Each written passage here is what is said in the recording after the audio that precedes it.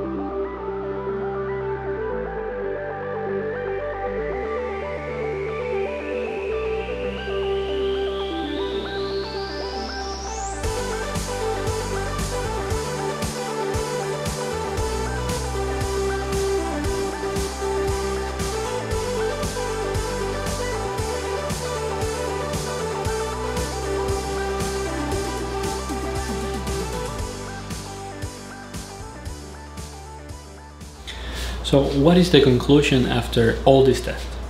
And my understanding is this video card, the Titan RTX, is not meant to be for gaming. It's meant to be for video editors that work with 8K, maybe more, that get a lot of, for example, DaVinci Resolve, that you can take advantage of the memory on your video card. Also for deep learning, as you can see on the Nvidia website, we see that this video card is focused for deep learning. All the benchmarks they're running, all the charts they put in there, they're focused on deep learning. And since the deep learning use a lot of memory, depending on the batch file, the data set you're working with, that's why they create this new Titan with 24 gigs of RAM inside. This GPU is really expensive. We're talking about 2,500, so I don't think that any gamer should buy this machine for gaming. Usually, I mean, right now, like the PS4 Pro with $400, I know you're not running at 60 frames per second, you're running maybe 40, 30 something, but remember, it's $500, so you can build a gaming PC for more or less like the RTX 2070 or 2080, which is an incredible video card.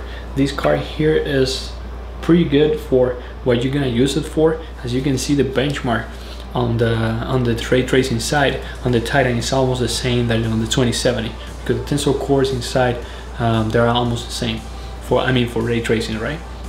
So it's not a big jump when you're going with this video card. SLI Nvlink is not worth it for gaming, so instead of buying 2 video cards and connecting SLI, better to buy one powerful video card. It's always much better. Of course, we're talking about gaming here, right?